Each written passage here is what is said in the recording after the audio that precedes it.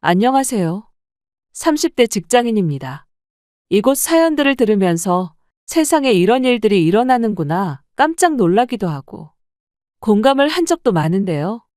얼마 전에 저도 정말 기가 막힌 일을 경험해서 여러분들과 나눠보기 위해 이렇게 사연을 쓰게 되었답니다.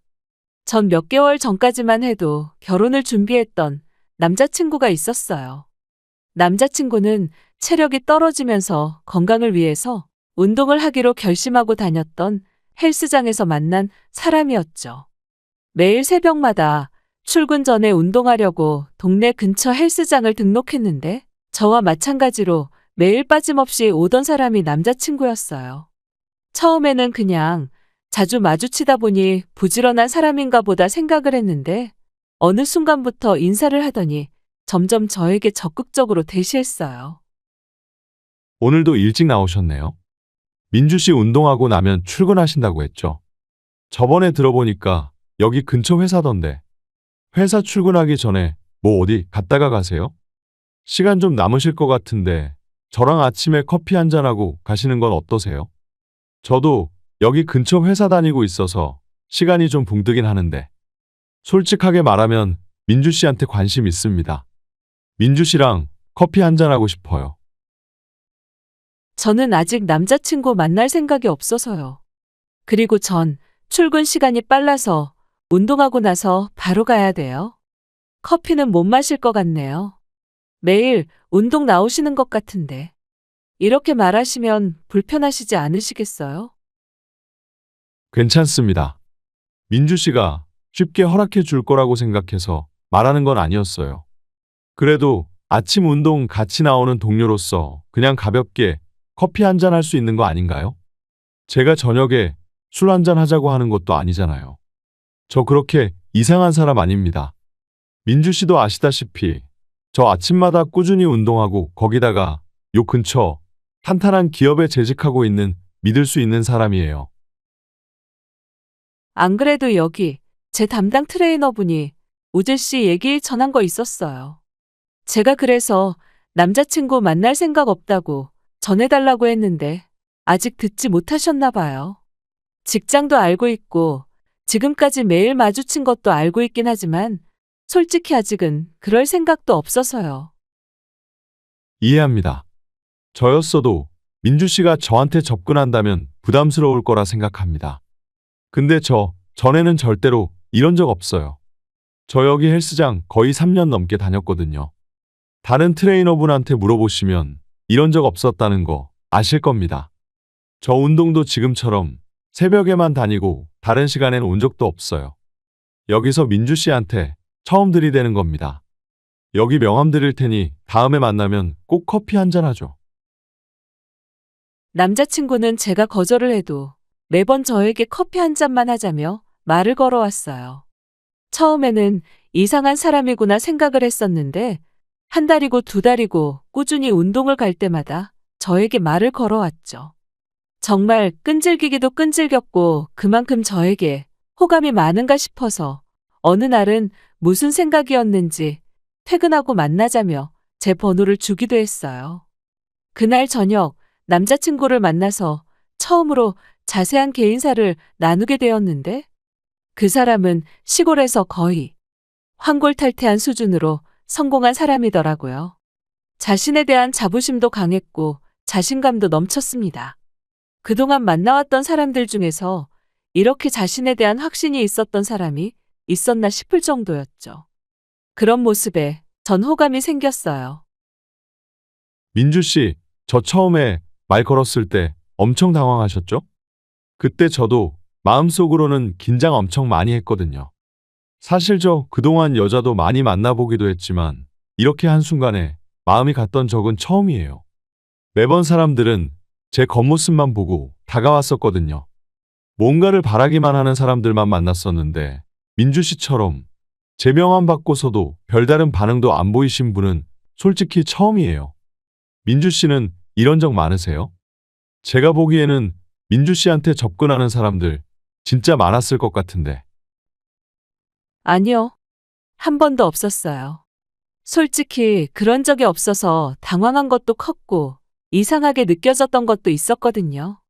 근데 트레이너분들도 다들 한 번도 그런 적 없다고도 하시고, 솔직히 우재 씨, 저한테 몇 달 동안 계속 커피만 한 잔 마시자고 했잖아요.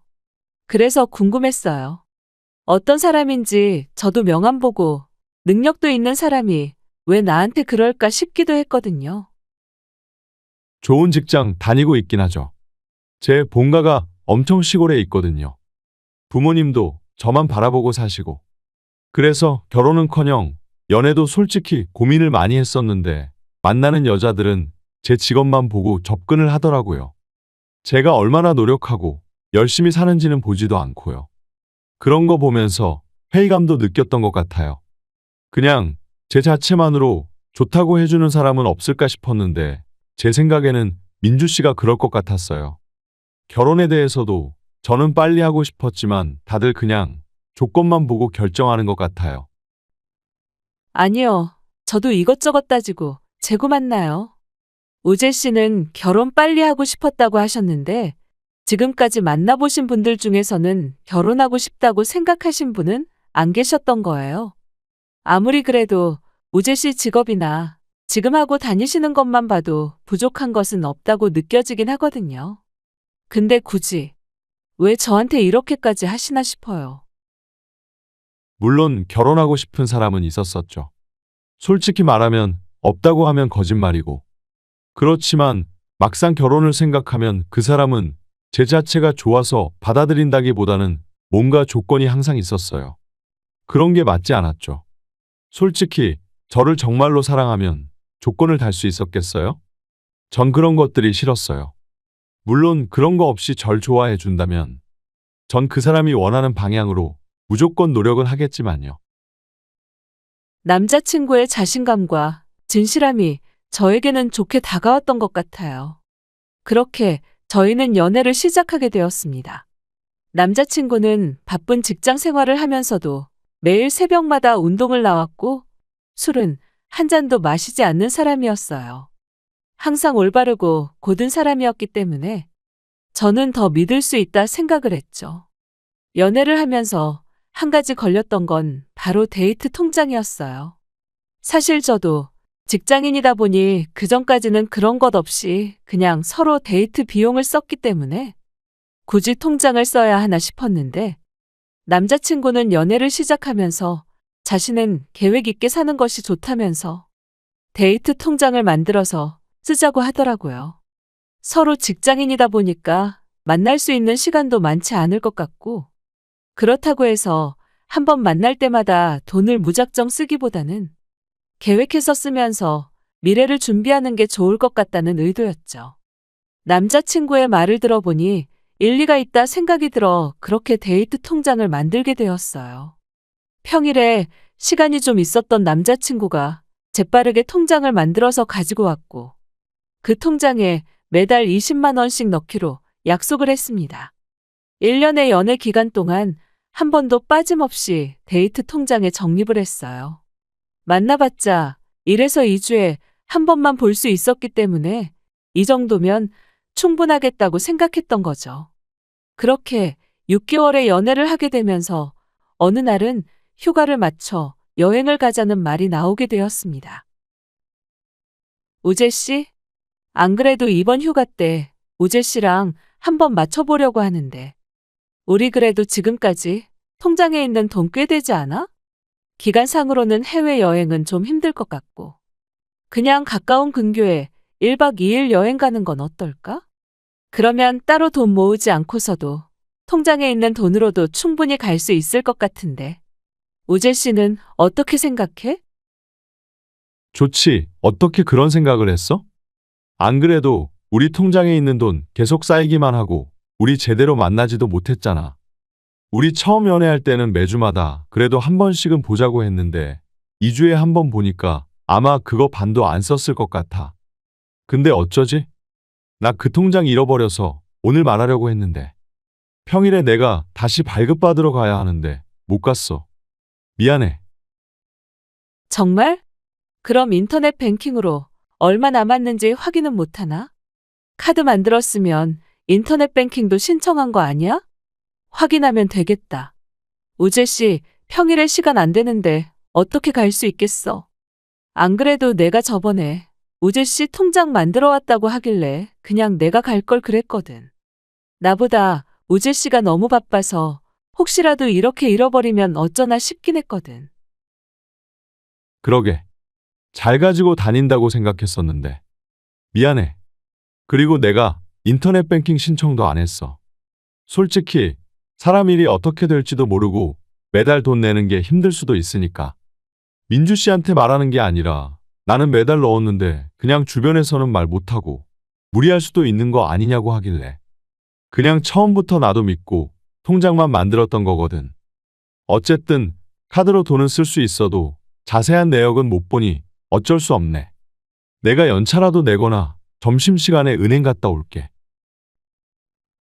통장에 돈을 확인하고 계획을 세우려고 하니 남자친구는 갑자기 통장을 잃어버렸다며 얘기를 했어요. 동시에 인터넷 뱅킹도 신청하지 않아서 잔액을 바로 확인할 수 없었죠. 미안해하는 남자친구를 보면서 그 앞에서 뭐라고 할 수도 없었고 고의가 아니었으니 그냥 넘어갈 수밖에 없었습니다. 저도 남자친구도 다 일을 하고 있었기 때문에 솔직히 일주일에 한 번 보기도 힘들었어요. 그러다 보니 매달 20만 원씩 저축을 해도 반의 반도 쓰지 못했던 날들이 많았습니다. 카드로 조회를 해볼 수 있다 말하려고 했지만 그땐 당장 급한 것도 아니고 쓴 돈에 비해서 넣어둔 돈이 많을 테니 굳이 확인하려고 하지 않았어요. 다음에 다시 만들어 온다고 하는 남자친구를 믿고 있었죠. 그렇게 저희는 이러저러한 이유로 한 달 동안 만남을 갖지 못했고 결국 한 달 만에 남자친구를 만나게 되었습니다. 처음 만나자마자 남자친구가 했던 말은 통장을 만들지 못했다는 거였어요. 그래도 이번에는 다시 재발급을 받고 왔겠거니 생각을 했었는데 바빠서 그러지 못했다는 말을 하는 남자친구를 보면서 오늘은 카드로라도 확인을 해보자 생각을 했었죠. 그런데 남자친구와 저녁을 먹고 결제를 하려고 보니까 갑자기 카드 결제가 안 된다고 하더라고요. 여러 번 결제를 해도 되지 않아 물어보니 잔액이 부족하다고 뜬다 하더라고요. 우재 씨, 좀 이상하지 않아? 우리 아무리 많이 써봤자 하루에 10만 원도 넘어본 적이 없는데 어떻게 결제가 안 되는 건지 모르겠네. 저기서 금액을 잘못 입력해서 결제한 거 아니야? 나 매달 20만 원씩 분명 입금했는데 그것만 해도 얼만데 우재 씨까지 넣으면 아직 잔액은 충분히 남았을 텐데 이상하다, 그렇지? 그러게. 잘못 결제한 건가? 카드가 고장 났을 수도 있지 뭐. 안 그래도 그 카드 읽히는 부분이 좀 벗겨지기도 했잖아. 그래서 결제가 잘 되지 않는 거일 수도 있으니까 너무 신경 쓰지 마. 혹시 내가 통장 다시 재발급 안 해서 그러는 거야? 내가 진짜 하려고 했는데 이번 달에 정말 바빠서 밥 먹을 시간도 없었던 거 있지? 민주 씨한테도 내가 여러 번 얘기했잖아. 틈나서 겨우겨우 연락하는 거라고. 그런데 은행 갈 시간이 어디 있었겠어. 그래도 좀 여유로워지고 있으니까 다음에는 꼭 재발급해서 올게. 아니, 그래서 그런 건 아닌데. 그냥 내가 생각하기에는 쓰는 돈은 별로 없는데 잔액이 부족하다고 하니까 이상하다고 하는 거지 뭐. 그래도 우리가 만나는 날이 많은 것도 아니잖아. 밥만 먹고 헤어진 적도 많은데. 그 돈 다 모아도 다 쓰지도 못했을 텐데. 그냥 그래서 뭔가 잘못된 거 아닌가 싶어서 말하는 거야. 우리 민주 씨, 이런 거 되게 꼼꼼하구나. 내가 이래서 민주 씨 좋아한다니까. 안 그래도 다음 주에는 좀 한가해서 가보려고 했어. 민주 씨가 이렇게 신경 쓸 줄 알았으면 억지로라도 내가 갔다 올 걸 그랬다. 그렇지. 돈은 잘 넣어뒀는데 왜 부족하다고 했지. 이상하다. 뭐 나중에 확인해 보면 왜 그런지 알겠지 뭐. 잔액 부족으로 카드를 쓰지도 못하고 부랴부랴 제가 결제를 하고 나오는데 찜찜한 느낌이 들더라고요. 남자친구에게 이상하다며 여러 번 얘기를 해도 남자친구는 대수롭지 않게 생각하는 듯 했어요. 다음에 꼭 재발급을 해서 오겠다고 하니 알겠다 하고 헤어지게 되었는데 집에 돌아와 그동안 썼던 내역을 다시 확인을 해봐도 모자랄 일이 없다는 생각만 들었죠. 그렇게 찝찝한 채로 며칠이 더 흐르고 난 후 확인을 할 수 있는 기회가 생겼습니다. 바로 남자친구가 가족 행사가 있어서 평일에 이틀 동안 연차를 쓴다는 것이었죠. 그날 하루는 어떻게든 시간이 날 수도 있겠다는 생각이 들어서 전 그 전날부터 꼭 은행을 가보라고 말을 했어요. 남자친구도 알겠다는 말을 했는데 첫날은 너무 바빴다며 은행 갈 시간도 없었다고 하더라고요. 다음날 그래도 미안한 마음으로 행사 안 가고 제 집에 일찍 와서 기다리고 있겠다는 말을 해서 저는 급하게 연차를 쓰고 그날 쉬게 되었습니다. 아침 일찍 저희 집에 온 남자친구는 출근하지 않은 저를 보고 화들짝 놀라더라고요. 전 그대로 남자친구를 데리고 은행으로 향했죠. 통장 재발급을 받고 나서 내역을 모두 확인을 해보니 그 몇 달 동안 남자친구는 한 번도 통장에 돈을 넣지 않았고 저만 돈을 넣고 있는 상황이었어요.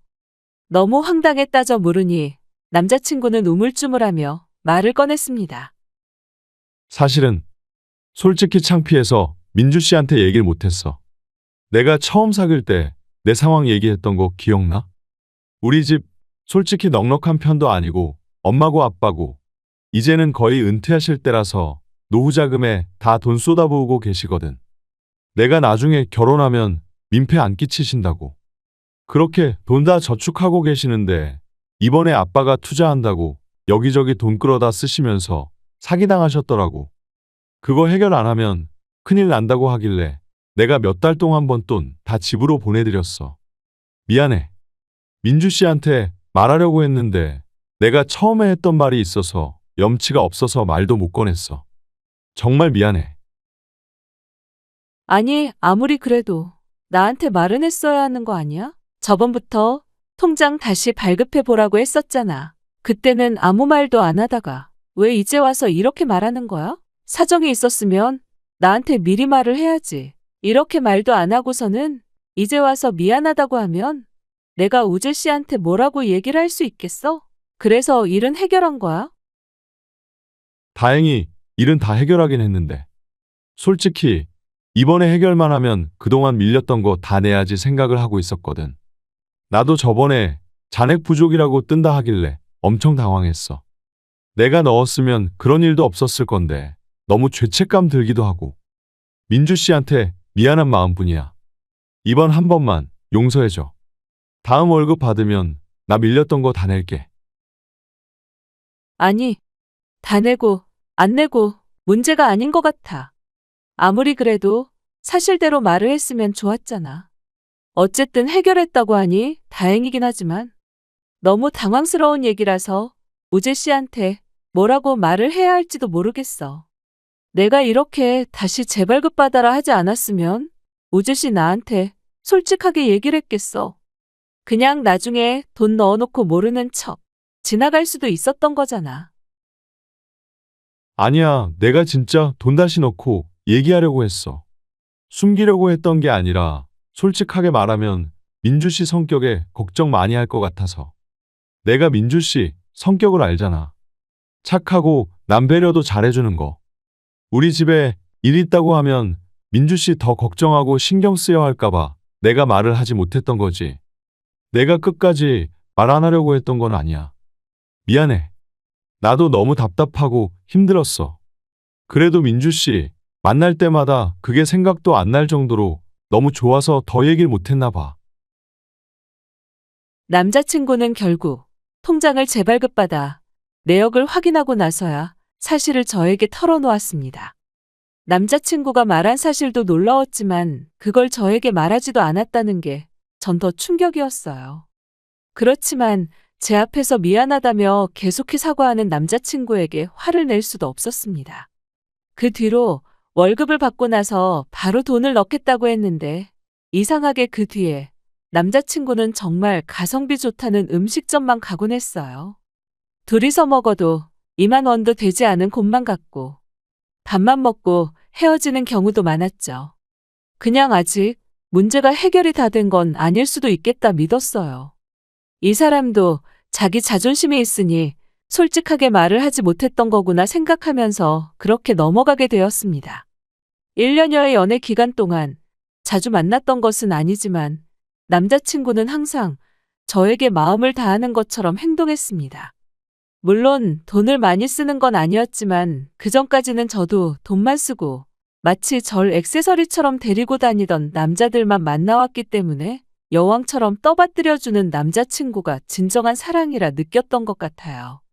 결혼을 결심하기 전 남자친구가 저에게 뜬금없이 연봉을 물어봤던 적도 있었답니다.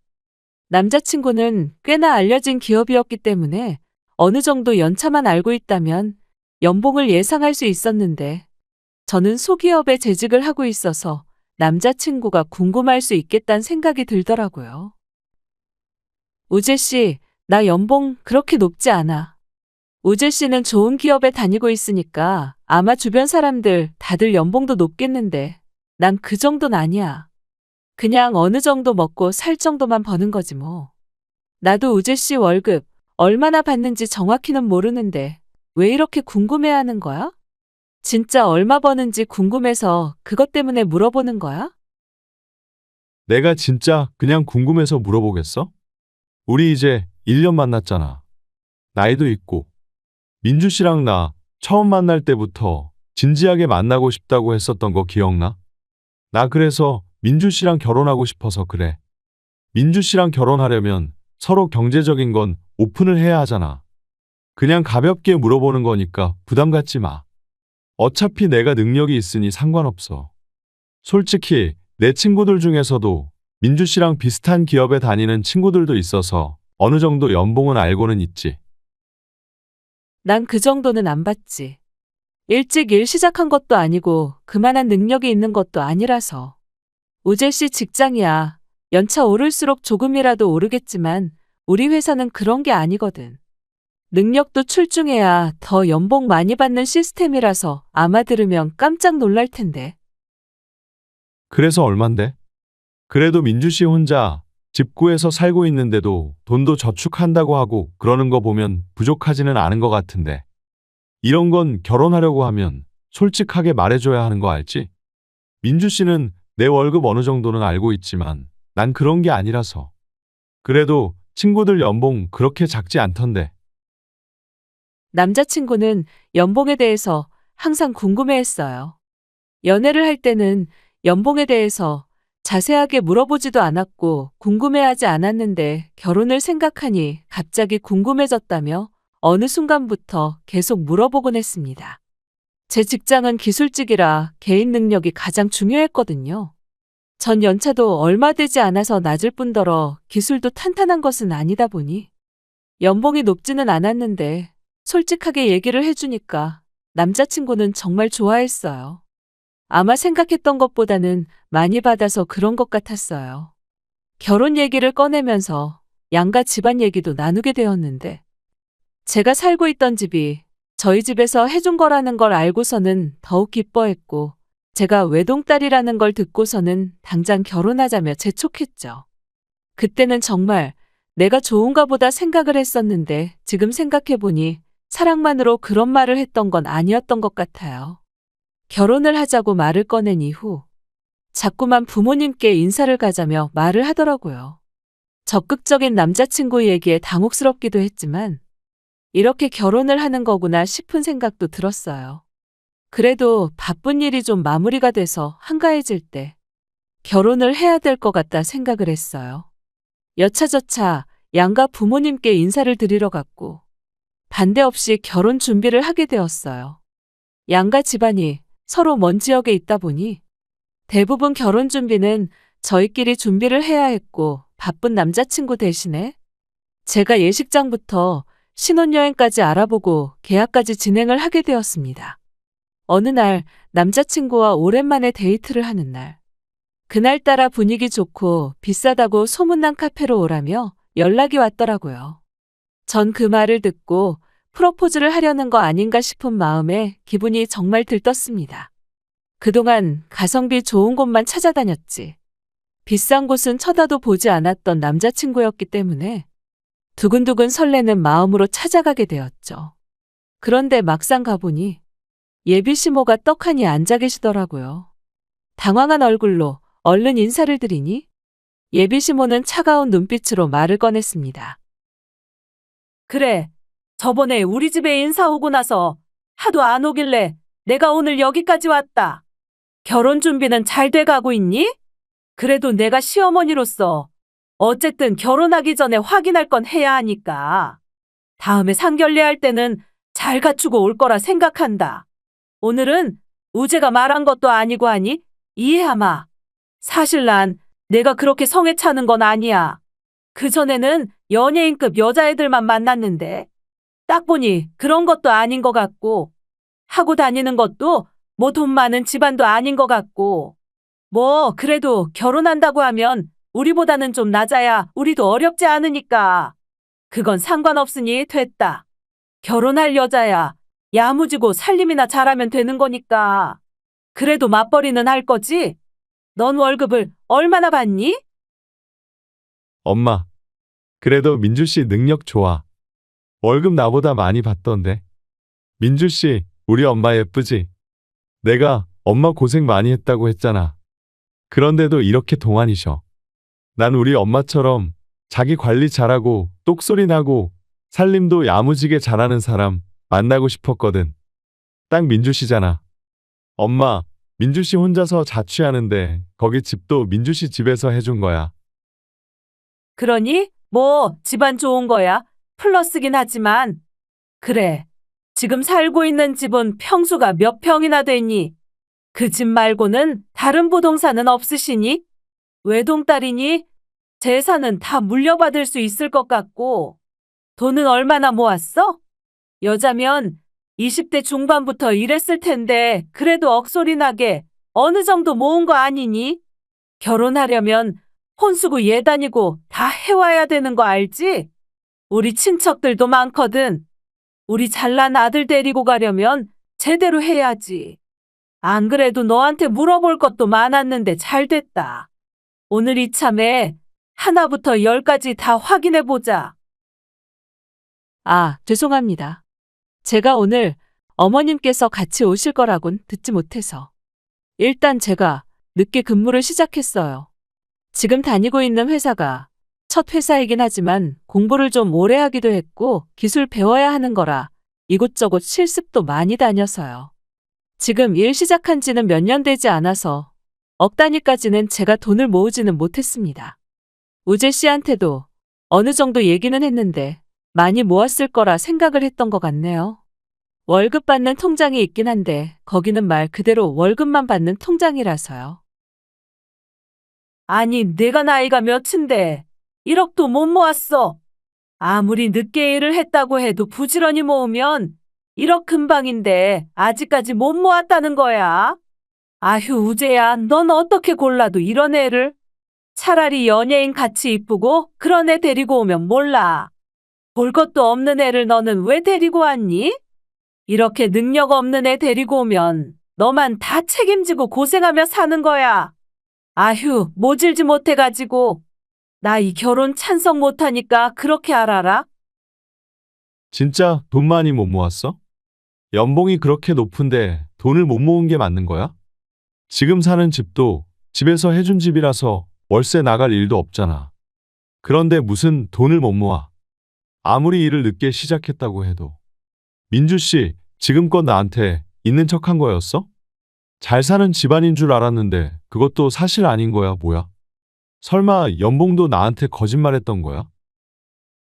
우재야, 저런 여자애들 한두 번 만나보니? 그냥 너 직장도 좋고 외모도 잘생기고 그러니까 환심 사려고 그런 말 했던 거지. 내가 오늘 안 왔으면 너 어쩔 뻔했어. 저런 것에 홀려가지고 그냥 결혼하려고 했을 거 아니야. 내가 이래서 너 연애하면 엄마한테 먼저 말하라고 하니까 왜 이번에는 말도 안 했어? 아니, 내가 제일 잘 사는 집인 거 다 알아보고 만난 거라니까? 만나면서 돈 때문에 문제 있었던 적도 없었어. 너 진짜 나한테 뭐 속이고 있는 거야? 아니, 수상하긴 했어. 아무리 잘 사는 집안이라고 해도 명품 하나는 들고 다닐 텐데 그런 거 하나조차 없어서 얘는 관심이 없는가 싶었는데 진짜 엄마 말처럼 별거 없는 거야? 참나. 엄마, 나 그냥 파혼할게. 엄마 손만 아파. 제 월급 통장을 보시고서는 통장을 제 얼굴에 던지시면서 막말을 퍼붓는 예비시모를 보며 전 너무나 황당하고 화가 났지만 더 황당한 건 그 옆에서 말리기는커녕 파혼하겠다며 오히려 예비시모를 두둔하고 있는 남자친구였어요. 아무런 말도 꺼내지 않고 예비시모를 부른 것도 어이가 없는데 억소리에 그것도 못 모아둔 거냐면서 뻔뻔히 저를 보며 물어보는 남자친구가 더 어이없었죠. 모자의 태도를 보니 그동안 저를 둘러싸고 있던 콩깍지가 한순간에 뺏겨졌습니다. 계속해서 돈도 없고 능력도 없는 애랑 결혼할 거냐며 비아냥대는 시모 옆에서 달래주며 자신도 그런 줄 몰랐다며 헤어지겠다 하는 남자친구를 보고서는 이대로 나가서는 안 되겠다는 생각이 들더라고요. 전 안 그래도 은행 가서 정리하려고 했던 가방에 놓아둔 통장 수십 개를 시모 얼굴 앞으로 쏟아부었습니다. 역시나 시모는 만만치 않은 사람이더라고요. 눈앞에 쏟아부으면 화부터 낼 줄 알았는데 오히려 쏟아지는 통장을 부여잡고 펼쳐보며 금액을 확인하셨죠. 그 모습이 얼마나 어처구니가 없던지 한동안 눈을 감을 때마다 생생하게 보이더라고요. 통장은 모두 다 억대로 저축된 것이었습니다. 잔액을 보고 나선 시모의 눈빛은 한순간에 바뀌었어요. 어머, 이게 뭐야? 이거 다 네가 모은 거니? 아이고, 이렇게 많이 모았으면서 왜 친정 말 한마디를 안 했어? 어쩐지 우리 아들이 아무나 만날 일은 없지? 우리 아들이 또 보는 눈이 있어가지고 알아서 좋은 신부감을 잘 뽑는다니까? 이 정도 모았으면 합격이다. 네가 우리 아들이랑 결혼하면 네 인생은 땡 잡은 거다. 아주머니, 제가 왜 당신 아들이랑 결혼을 해야 하죠? 당신 아들? 여기 반에 반도 갑 안 하는 거 모르세요? 생각해보니까 제가 이 결혼은 너무 손해보는 것 같아서요. 제가 멍청이도 아니고 한 푼도 없는 당신 아들이랑 왜 결혼하겠어요? 아니, 민주 씨 이게 지금 무슨 말버릇이야? 엄마 오늘 어렵게 여기까지 온 거야. 갑자기 왜 그래? 나랑 결혼 안 할 거야? 엄마가 어렵게 허락했는데 지금 뭐 하는 짓이야? 당장 사과드려. 어른들은 당연히 경제적인 걸 먼저 보기 마련이야. 내가 안 그래도 민주 씨 나이도 많고 직업도 별로라고 해서 겨우겨우 마음 바꾸게 하고 모셔왔건만 왜 그러는 거야? 야, 내가 너 거지 같은 거 지금까지 꾸역꾸역 참아주니까 호구 같니? 너랑 결혼하면 내가 호구가 아니라 모질이야. 내 돈 다 날리게 생겼는데 어떤 모질이가 너랑 결혼해? 모은 돈이 얼마냐고? 넌 억이나 모을 순 있고 집안 다 쓰러져 간다고 질질 짜던 애 이해해줬더니만 나보고 억을 내놓으라고? 진짜 거지가 여기 있네. 앞으로 연락하기만 해. 네 만행 다 까발려줄 테니까. 제 통장을 보고 바로 태도를 바꾸는 시모를 보며 이건 암흑길이구나 느껴졌어요. 남자친구에게 바로 헤어지자고 했고 결혼 준비를 하면서 썼던 비용에 대해서 청구를 했어요. 당연히 남자친구는 결혼할 건데 그걸 왜 갚아야 하냐며 따졌고 전 민사소송으로 위자료 청구를 진행했습니다. 예비시모며 계속해서 연락이 오더라고요. 두 모자가 서로 얼굴을 밀치며 탓을 돌린다고 하던데 연락을 차단했더니 남자친구는 안 마시던 술까지 마시고 와서 집 앞에서 행패를 부려 전 경찰에 신고를 하게 되었고 겸사겸사 접근금지 신청도 했죠. 그 와중에 남자친구는 클럽도 다니고 술집에서 헌팅도 하고 심지어는 소개팅도 받았더라고요. 제 지인들이 모두 목격하고서는 저에게 알려주면서 모든 사실을 알게 되었죠. 심지어 남자친구의 과거를 알고 있었던 분이 저에게 저처럼 잘 사는 집 여자 어떻게든 꼬셔서 결혼하려다가 실패한 이력이 몇 번 된다면서 말을 해주셨답니다. 절 사랑해서 그런 게 아니라 제가 하고 다니는 것들을 다 보고선 접근을 했던 것이었어요. 이미 저에게 들이대기 전부터 제 신상을 여기저기 물어보고 다녔다고 해요. 전 콩깍지가 뺏겨지고 나서 그 말이 귀에 들어왔던 거였어요. 전 지인들에게 남자친구와 헤어지게 된 이유를 은연중에 흘리고 다녔고, 소문은 퍼지고 퍼져 남자친구 회사에까지 퍼지게 되었어요. 남자친구는 아니라며 해명을 했지만 술도 전혀 하지 않고 스마트한 신사 이미지가 한순간에 무너지게 된 모양이었어요.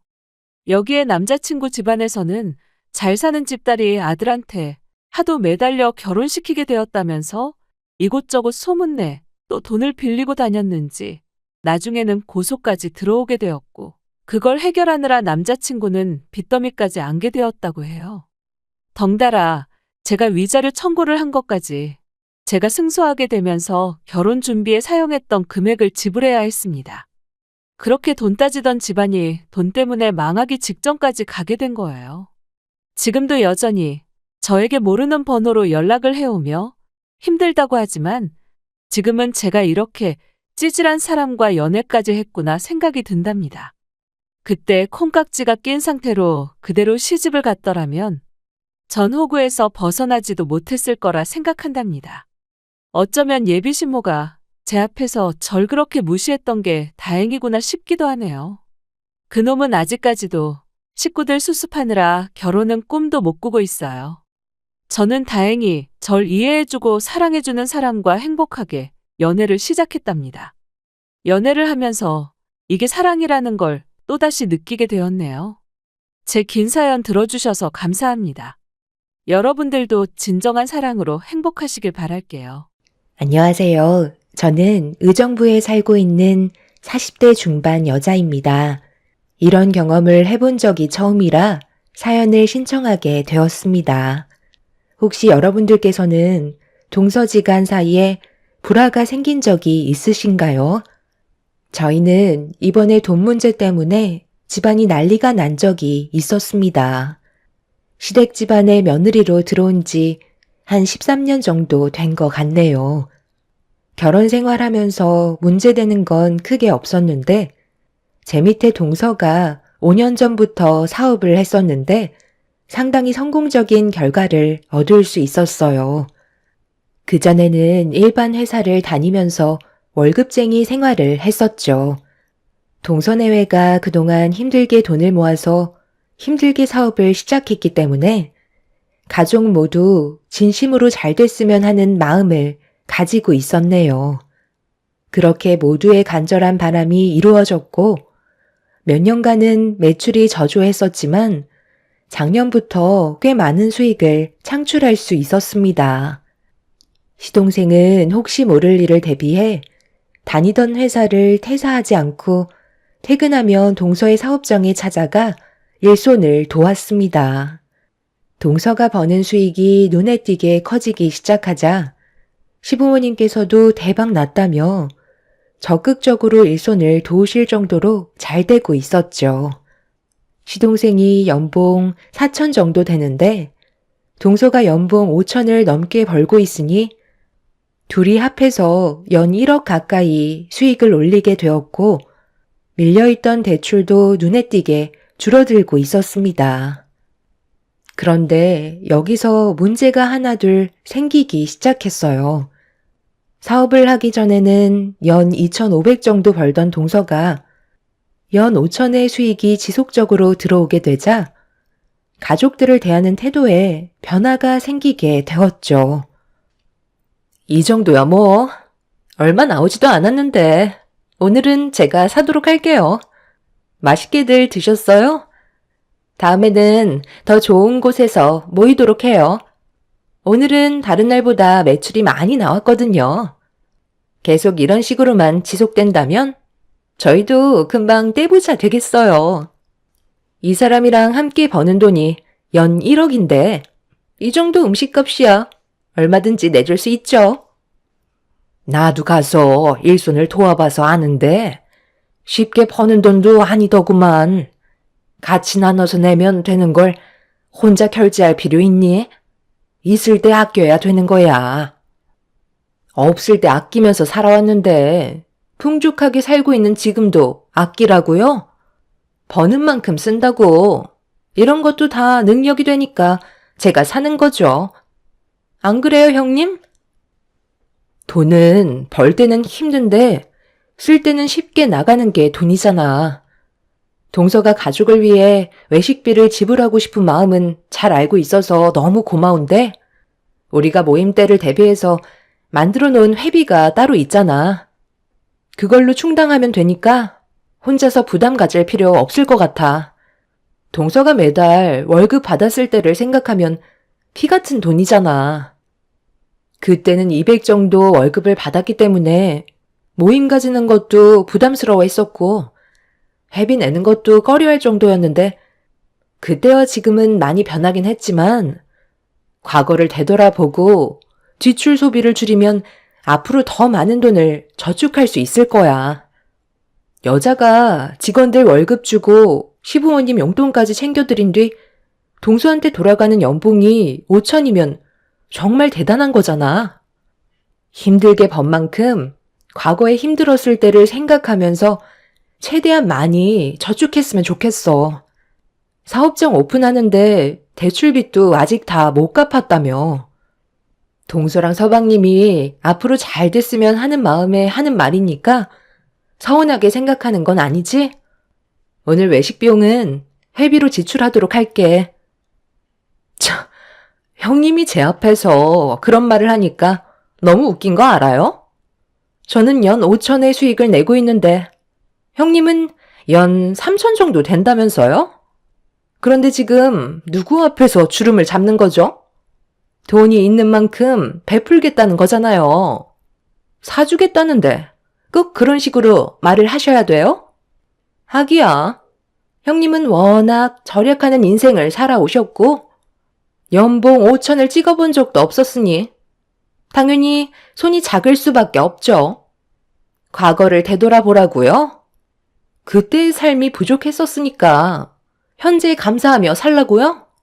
제가 운영하는 사업이 망할 거라고 생각하는 건 아니시죠? 지금 버는 수익보다 더 많이 상승할 테니 제 앞에서 걱정한다는 그런 가식 안 떨었으면 좋겠어요. 재수씨, 지금 말이 너무 심하잖아요. 이 사람이 음식값 내는 거 부담 주는 게 싫어서 회비로 결제하겠다는 거고, 걱정돼서 몇 마디 해준 걸 가식이라고요? 남편은 동서의 태도에 기분이 많이 안 좋았는지 한 소리 하게 되면서 분위기는 안 좋게 흘러가기 시작했어요. 옆에서 듣고 있던 시동생이 동서의 편을 들면서 형제들의 싸움이 되어버렸고 결국 시부모님 앞에서 안 좋은 모습을 보여주게 되었네요. 다행히도 시부가 중간에서 남편과 시동생한테 그만하라고 목소리를 높이시면서 정리가 되었지만 시동생 내외는 저희를 노려보고 있었어요. 저는 동서가 과거에 돈 문제로 힘들어했던 적을 많이 봤었기 때문에 많이 벌 수 있을 때 최대한 아낄 수 있었으면 좋겠다고 얘기를 해준 것뿐인데 동서는 그런 저를 이해해주지 못했었죠. 걱정도 많이 됐었던 게 매달 벌리는 돈이 눈에 보이니까 그동안 쓰지 못했던 걸 보상이라도 받으려는 듯 상당히 많은 사치를 부리고 있었습니다. 크게 하는 사업도 아니고 몇 년 무사히 넘어갔다고 앞날을 걱정하지 않는 모습이 안타까울 뿐이었네요. 그날 이후 저는 동서가 어떠한 행동을 하던 아무 말도 하지 않고 그냥 놔뒀어요. 본인이 하고 싶은 대로 하게 해줘야 집안에 불화가 없을 것 같아 보였죠. 돈 좀 많이 벌기 시작한다고 오만해진 동서의 모습을 묵묵히 지켜보고 있었어요. 남편도 자기들 알아서 살게 놔두라면서 더 이상 신경 쓰는 걸 원하지 않았습니다. 그런데 몇 달이 지나고 오래간만에 시댁에 모임을 가지게 되었는데 남편과 차에서 내리는 순간 외제차 한 대가 들어오더라고요. 그리고 그 차에서 내린 사람은 다름 아닌 동서네였어요. 상당히 비싸 보이는 외제차에 입이 떡 벌어졌는데 더 큰 문제는 몸에 걸치고 있는 것들이었어요. 온갖 명품을 걸치고 있길래 어떻게 된 거냐고 물어보니 필요해서 구입했다는 말을 하며 저를 위아래로 훑어보고 있었어요. 그러면서 한다는 말이 부러우면 저보고도 필요한 걸 사라고 하는데 너무 어이가 없어서 동서를 멍하니 바라보고 있었네요. 왜 그렇게 쳐다보세요? 제가 또 아무 생각 없이 돈을 흥청망청 쓴 것 같아 그래요? 제 사업 규모가 작다 해도 그래도 사장인데 이 정도는 갖춰야 하지 않겠어요? 그래야 남들이 저를 우습게 안 볼 테고 제 이미지에 타격을 안 받죠. 무조건 아낀다고 해서 좋을 거 하나 없어요. 형님은 이런 거 무서워서 구입도 못하죠? 어쩌겠어요. 살아가는 환경이 다르잖아요.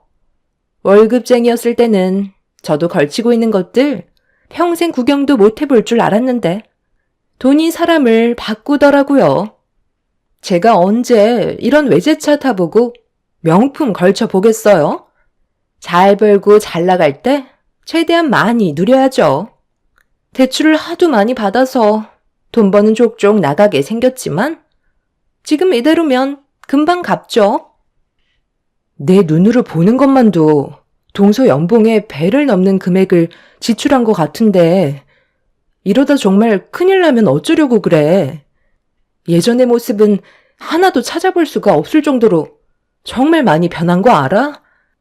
내가 하는 말을 잔소리로 들으려 하지 말고 동서 현실을 봤으면 좋겠어. 동서한테 들어오는 돈들이 평생 보장이 될 것 같아? 버는 건 때가 있는 거라고. 이런 식으로 사치를 부리다가 자칫 미끄러지기라도 한다면 그땐 이미 후회해도 늦는 거야. 나는 동서가 정말 걱정이 돼서 그래. 영수, 몇 달 만에 얼굴 보는 건데? 또 잔소리예요? 저희가 돈을 많이 벌고 있으니까 배가 많이 아픈가 봐요. 지금은 상황이 많이 달라졌으니 신경 좀 끄세요. 동서내외는 제 말을 무시한 채 먼저 시댁으로 들어가 버렸어요. 그런 모습을 묵묵히 지켜보고 있던 남편도 혀를 차며 걱정스러운 표정을 하고 있었죠. 남편 말로는 1억이 넘는 외제차라는데 그걸 유지하려면 상당히 많은 돈이 들어가게 되고 거기에다가 매달 들어오는 돈을 믿고 상당히 많은 대출을 받았다는 걸 알게 됐으니 가족으로서 그냥 넘어갈 수는 없었어요. 동서내외한테 받은 상처가 많았지만 손윗사람으로서 그리고 동서보다 인생 경험이 많은 저였기 때문에 쓴소리는 해야 되는 게 맞는다고 판단하게 되었네요. 그렇게 저희도 시댁에 들어갔는데 시부모님께서도 몇 달 사이에 동서내외가 바뀐 모습을 보고 당황스러워 하셨어요. 남편은 제가 아무것도 하지 않길 바라고 있었죠.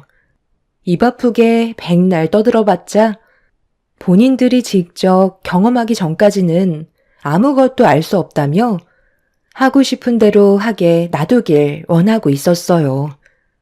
남편의 말도 일리가 있었기 때문에 어쩔 수 없이 동서내외를 묵묵히 지켜보고만 있었는데 시부모님께서 많이 불편하셨는지 입을 여셨네요. 너희들이 어떻게 살던 행복하게만 지내면 나는 바랄 게 없다만 지금의 모습을 봤을 때 내가 느낀 건 이건 좀 아닌 것 같다는 생각을 가지게 되었다. 돈을 버는 목적이 뭐야? 다 잘 먹고 잘 살자고 힘들게 땀 흘려 돈을 버는 거잖아? 그래서 둘째 너도 월급 받는 건 한계를 느껴서 사업을 하게 된 거고 힘들게 일해서 끝내 좋은 결과를 가져왔잖니? 거기까지는 정말 마음에 들었었다.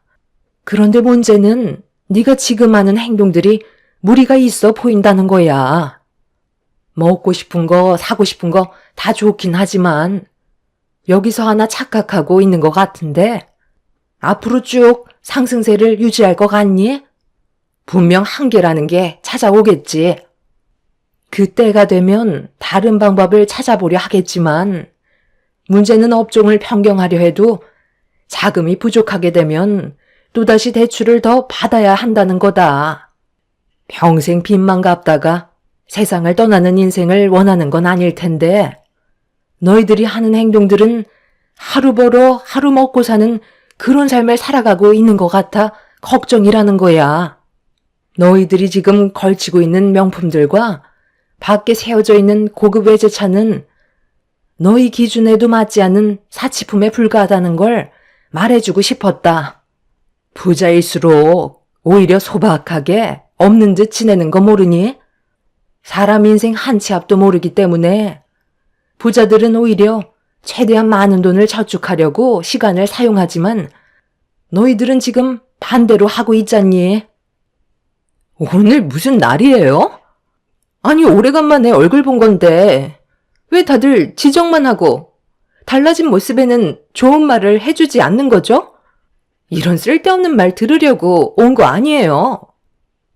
그래, 너가 자랑을 하고 싶은 마음 충분히 이해는 하는데 그래도 시부모가 충고를 하면 받아들일 줄 알아야지.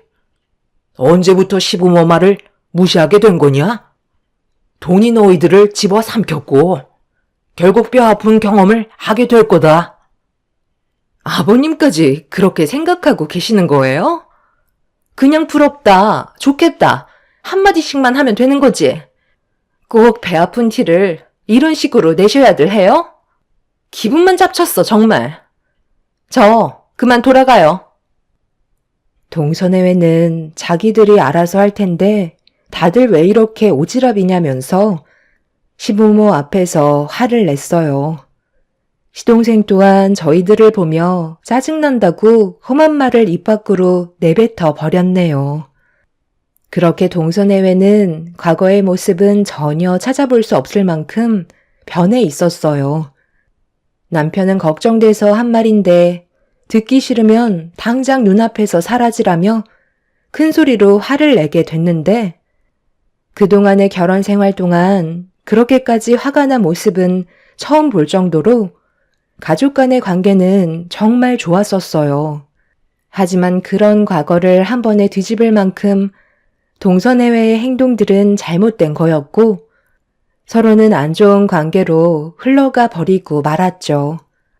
그날 이후로 서로는 더 이상 연락도 주고받지 않을 만큼 많은 상처를 받게 됐는데 어느 날 저희 가족은 외식을 하던 날 엄청난 사건이 터지고 말았습니다. 기분 좋게 식사를 하던 도중 레스토랑의 문을 열며 들어온 동서내외와 눈이 마주치게 됐는데 저희 가족을 보고도 모른 척하며 다른 자리에 앉더라고요. 남편은 신경 쓰지 말라면서 마저 식사를 이어가고 있었는데 잠깐 화장실을 다녀온 뒤 다시 자리로 돌아가려는 찰나 화장실로 들어가려는 동서와 마주치게 되었고 저희는 몇 초간 서로 눈빛만 주고받다가 저는 무시하고 가려 하는데 동서가 저에게 한마디 하게 되면서 대화를 주고받게 되었네요.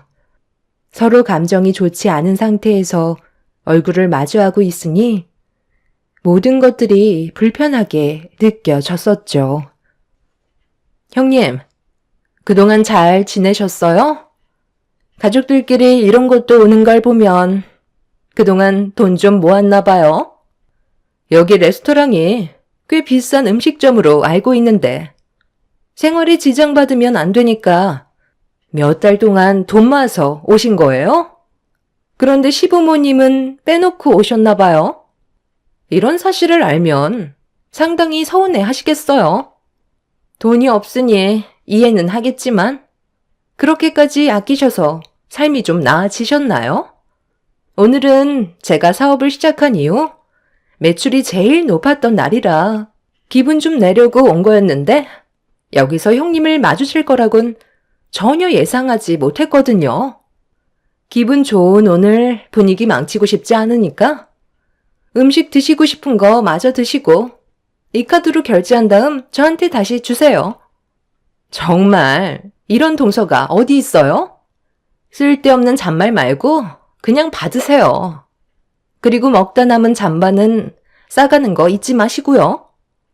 형님이 제일 잘하는 게 식당에서 남은 음식 싸달라고 하는 거잖아요.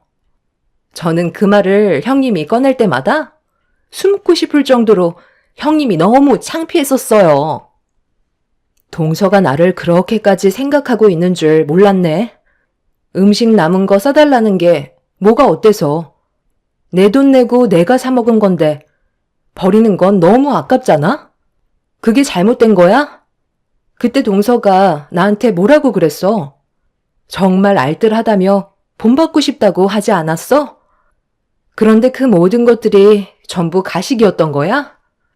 그리고 동서가 그동안 나를 어떻게 생각했는지 모르겠지만 나 그렇게 못 사는 형편 아니야.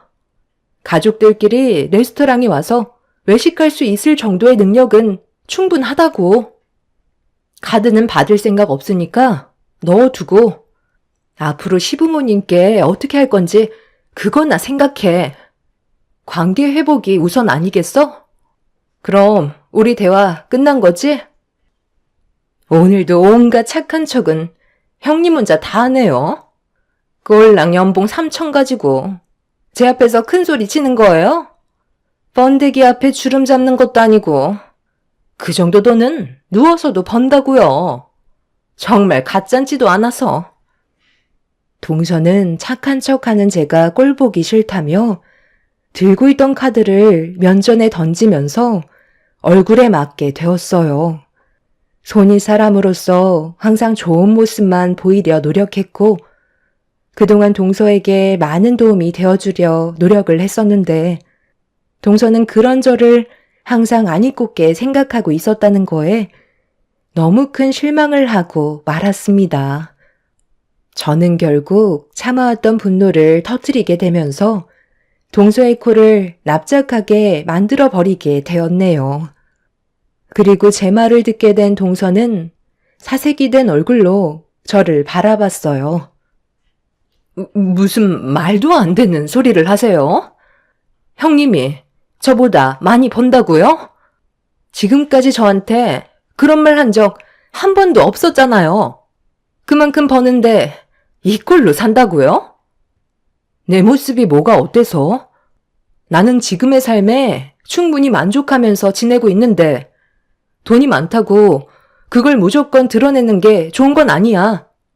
그리고 내가 왜 그동안 숨기고 있었는데 동서랑 서방님이 매달 벌어들이는 월급이 얼마인지 뻔히 알고 있는 상황에서 내가 얼마 벌고 있다고 얘기하면 동서는 기분이 어떨 것 같아?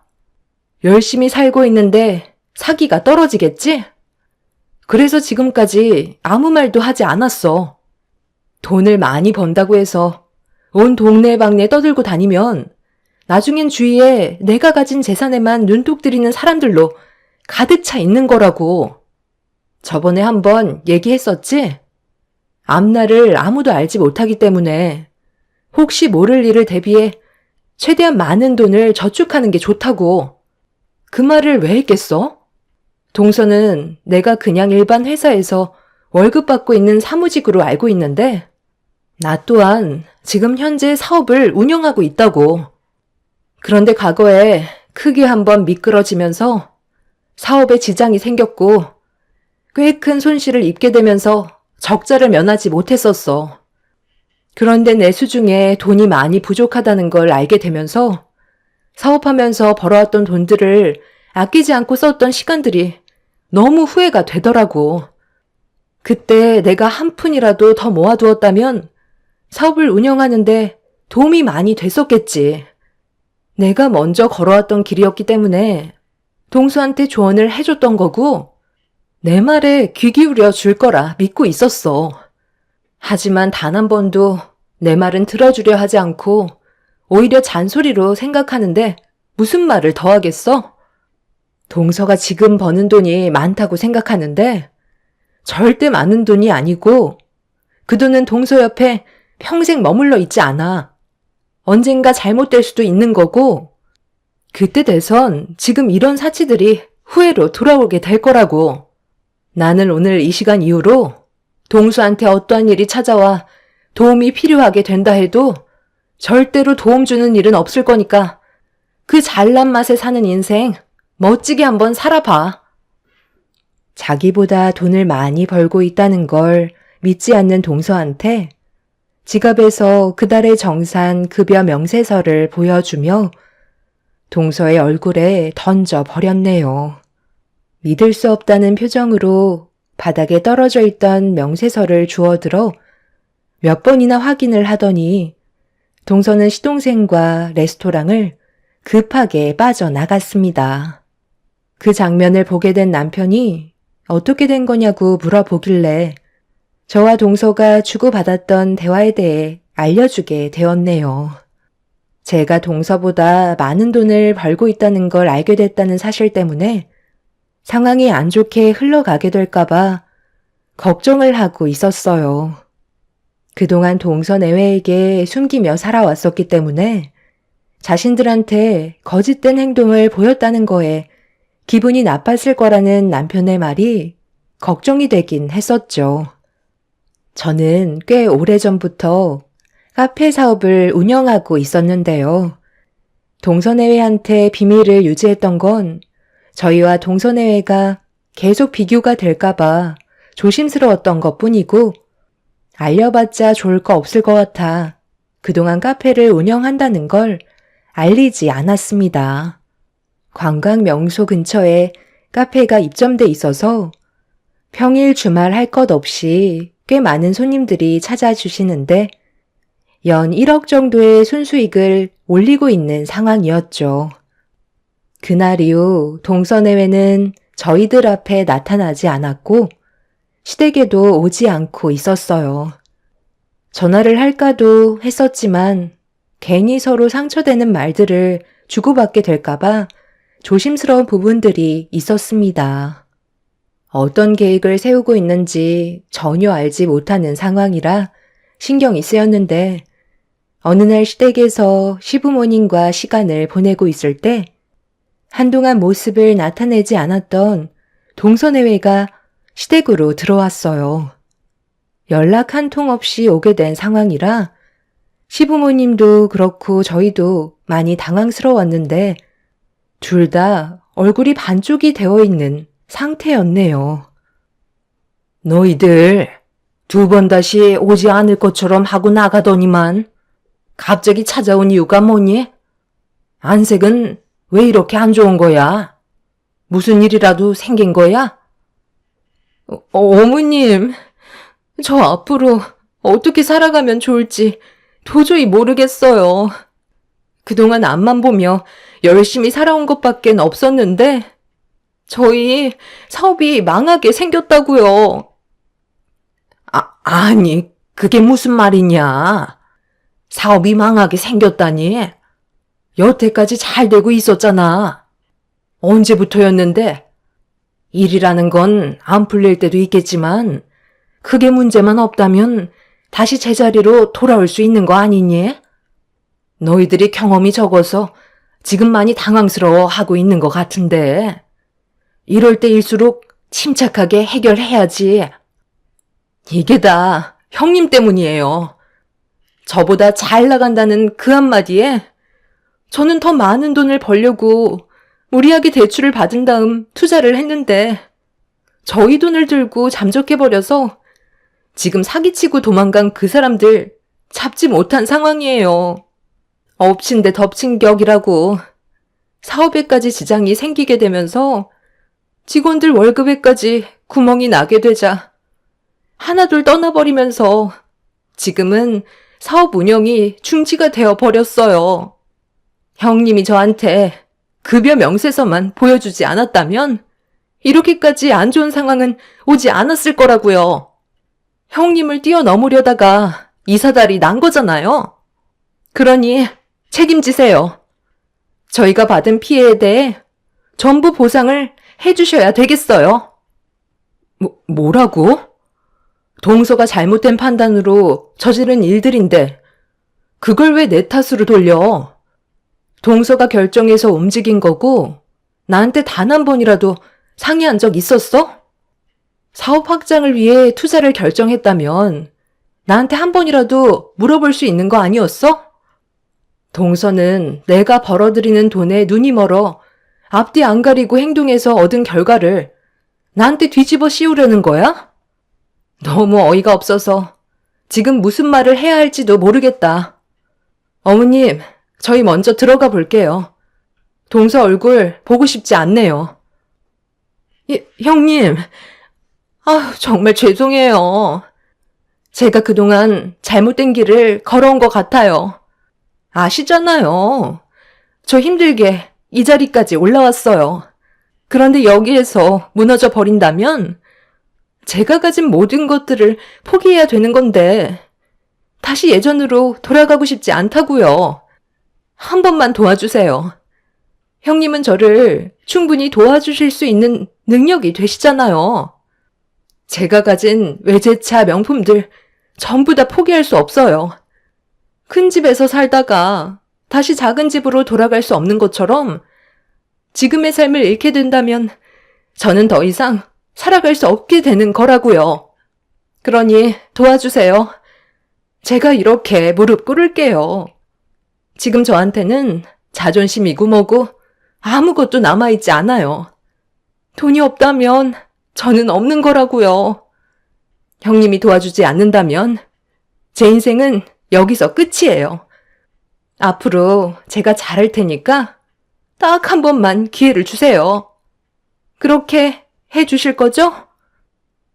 동서는 과거의 삶으로 다시 돌아가고 싶지 않다며 저에게 손을 벌렸지만 옆에서 지켜보던 남편이 강하게 거부 의사를 밝혔어요.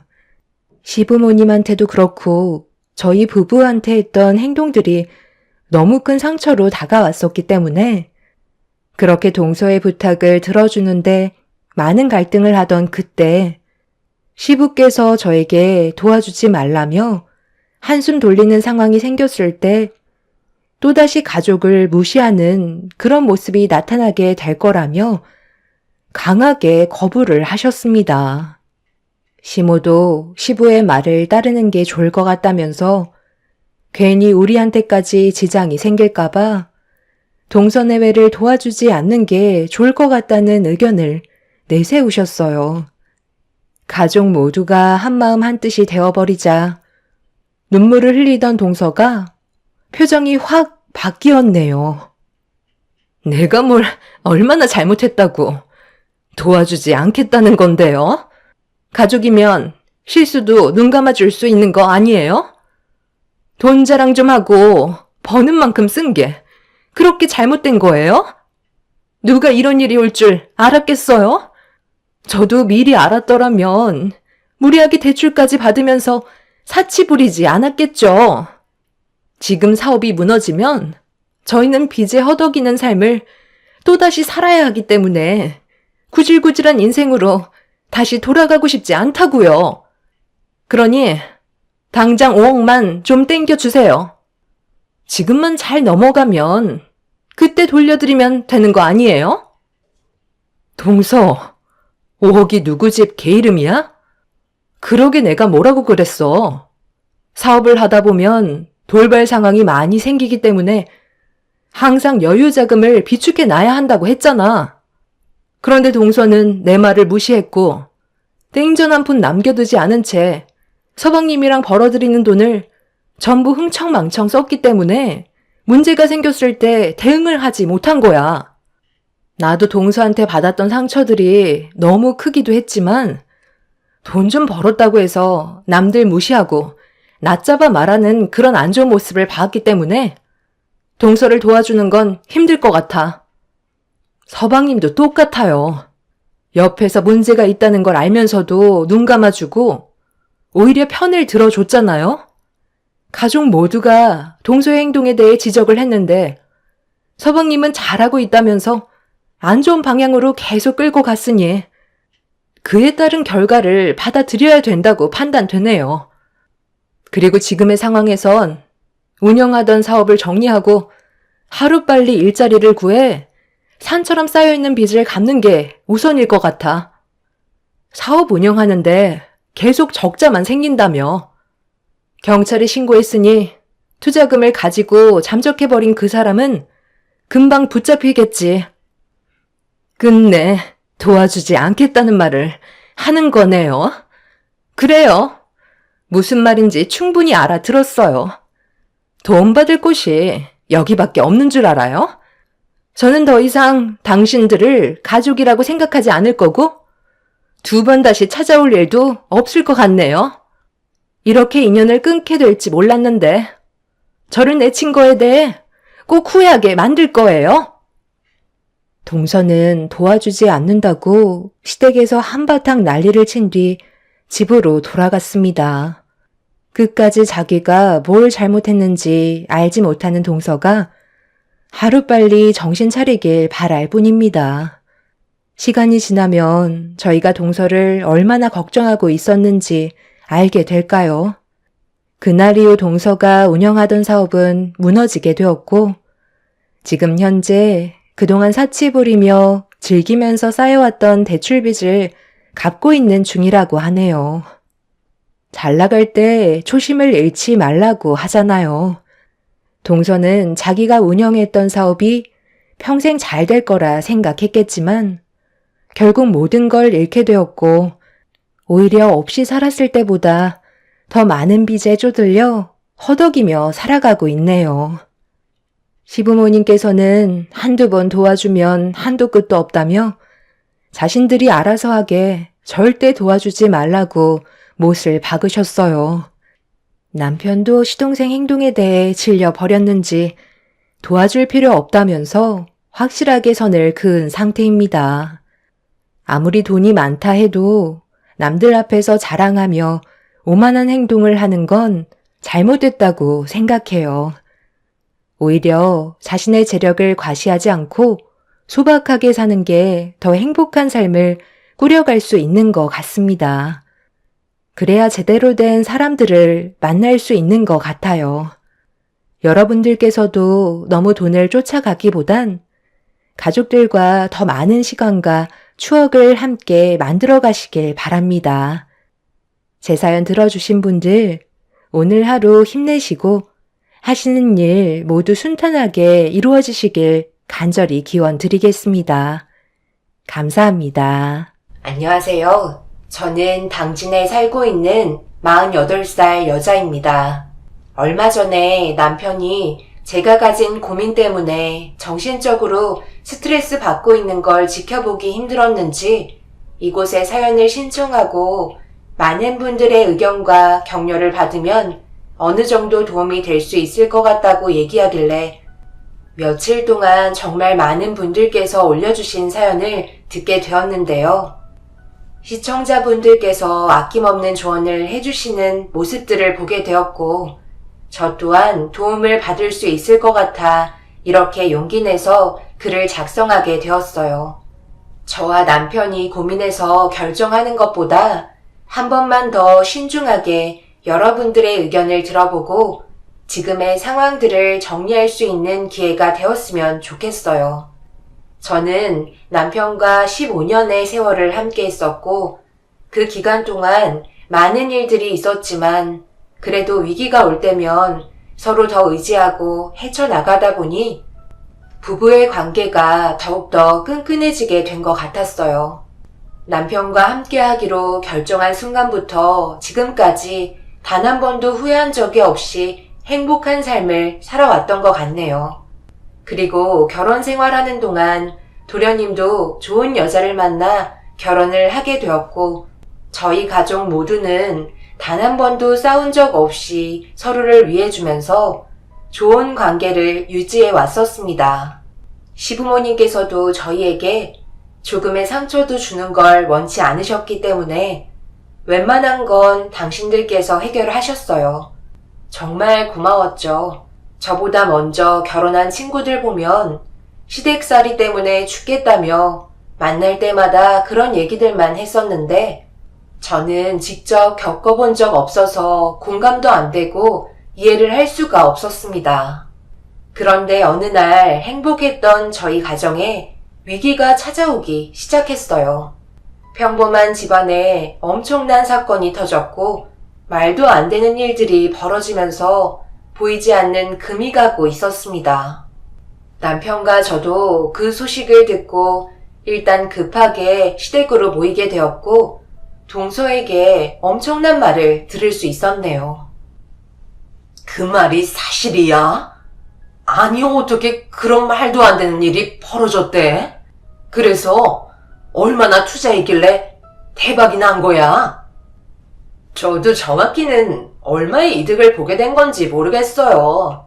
워낙 땅이 넓어서 다 처분하면 어마어마할 거예요.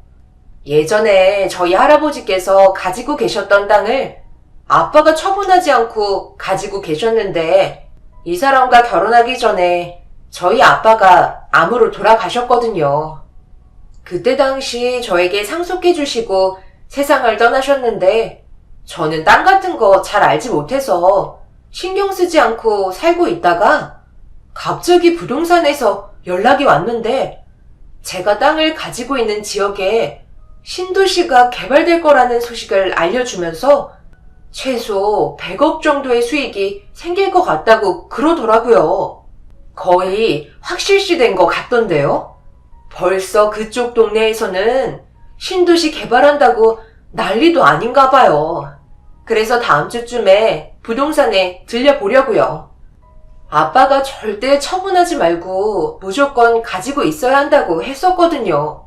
땅값은 무조건 오른다고 하길래 제 기억 속에 잊고 살았었는데 이런 일이 생길 줄 누가 알았겠어요. 아버님이 그토록 원하시던 대저택에서 모두가 함께 모여 살 수도 있다고요. 어머님, 평생 여행만 다니시면서 살고 싶어 하셨잖아요. 이제 원하는 건 뭐든지 할 수 있다고요. 부동산에서 지금이 최고 땅값이 높을 때라고 서둘러 처분하는 게 좋을 거라던데 아버님 생각은 어떠세요? 저는 땅에 대해 아무것도 알지 못하잖아요. 그러게, 당신이 그런 건 우리들보다 잘 알잖아요. 내가 봤을 때도 홀딱 처분하고 제대로 된 인생 좀 살았으면 좋겠는데. 내가 봤을 때 그 땅은 앞으로도 계속해서 오를 것 같은데. 생각해봐. 신도시 개발지역 안에 들어가 있다면 그건 버틸수록 돈이 올라간다는 소리거든. 어차피 발표가 났으면 앞으로의 미래를 봤을 때 지금 처분하게 된다면 그때 돼서 땅을 치고 후회할지도 모른다. 어차피 돈은 들어오게 되어 있으니까 조금만 더 기다려보자. 아직 연락 온 건 없다며? 네, 부동산 측에서도 매입하겠다는 연락이 오면 그때 처분하면 될 것 같다고 말은 했었어요. 그럼 아버님께선 땅값을 더 올려받을 수 있다는 말씀이세요? 100억 이상을 받게 된다는 거네요? 우리 가족 전부 떵떵거리면서 살 수 있는 거잖아요. 정말 확실한 정보예요?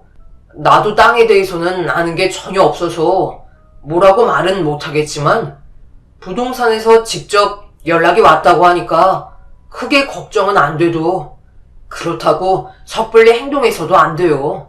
큰 돈이 오고 갈수록 모든 걸 신중하게 결정해야 된다고요. 뭘 그리 걱정하고 있어? 이거 봐봐라. 신도시 개발지역 뉴스도 나왔잖아. 그런데 뭐가 걱정이야? 가족들 중에 남편이 제일 의심도 많고 신중한 편이라 말도 안 되는 금액을 듣게 된 순간부터 걱정이 되었는지 의심될 만한 것들을 이것저것 물어보았지만 시모는 정확한 정보인데 왜 이렇게 의심이 많냐고 갑자기 날카로워지셨어요.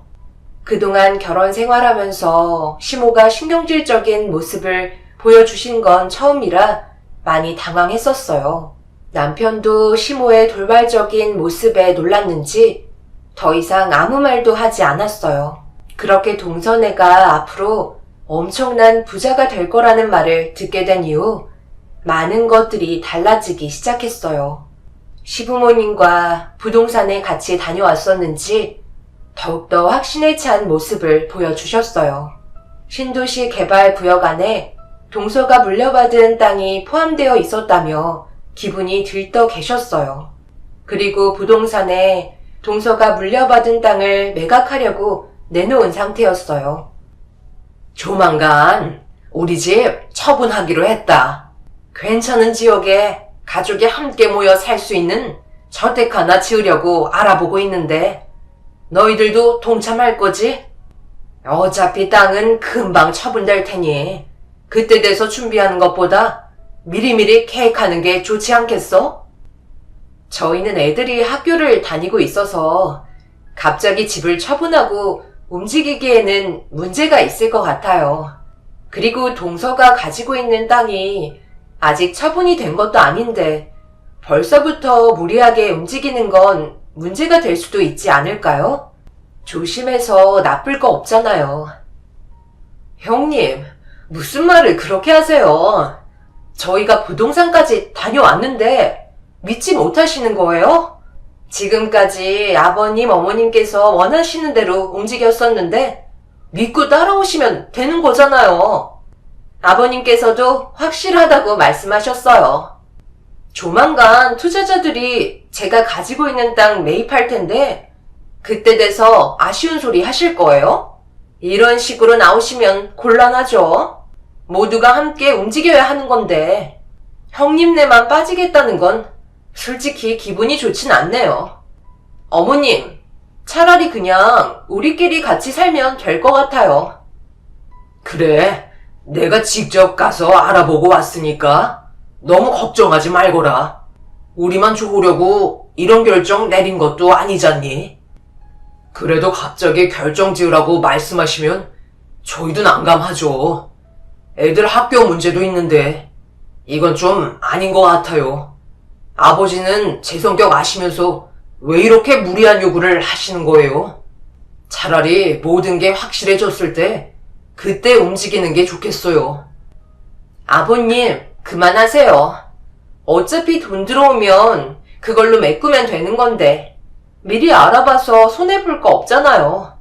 그런데 저렇게 나오시면 저도 아주버님과 함께 지내는 거 다시 생각해봐야 할 것 같아요. 생각해줘봤자 돌아오는 건 서운한 뿐이네요. 동서, 무슨 말을 그렇게 해. 우리가 말하는 건 그게 아니잖아. 급할 게 전혀 없는데 너무 앞서가는 것 같아 걱정돼서 그런 거잖아. 저희가 불안해하는 걸 기분 나빠한 동서는 함께 하기 싫다며 분위기를 안 좋게 끌고 가기 시작했어요. 그런 모습을 지켜보고 있던 시모는 동서가 돌발 행동을 할까봐 불안했는지 저에게 날카로운 목소리로 저희는 빠지라고 화를 내셨어요. 그리고 동서는 시부모님께 밖에 나가서 외식하자며 저희들에게는 집에서 알아서 챙겨 먹으라고 얘기한 뒤 밖으로 나갔습니다. 너무 황당해서 말도 나오지 않았어요. 남편은 그런 동서의 모습에 화가 많이 났는지 시댁에서 나와 저와 함께 집으로 돌아왔어요. 그렇게 처음으로 분위기가 심각해졌고 집안에는 균열이 생기기 시작했죠. 동서와 시부모님께서는 전화도 오지 않았어요. 남편은 갑자기 졸부가 된 동서가 걱정이 된다면서 불안해하고 있었어요. 그리고 눈앞에 100억이라는 돈이 들어오게 될 거라는 걸 기대하고 계신 시부모님의 모습에도 적응되지 않는다고 괴로워하고 있었습니다. 저희들이 계속해서 하는 얘기는 아예 차단하고 들으려 하지도 않았어요. 앞으로 이런 식으로 가다가는 분명 집안이 무너지게 될 것 같아 두려웠어요.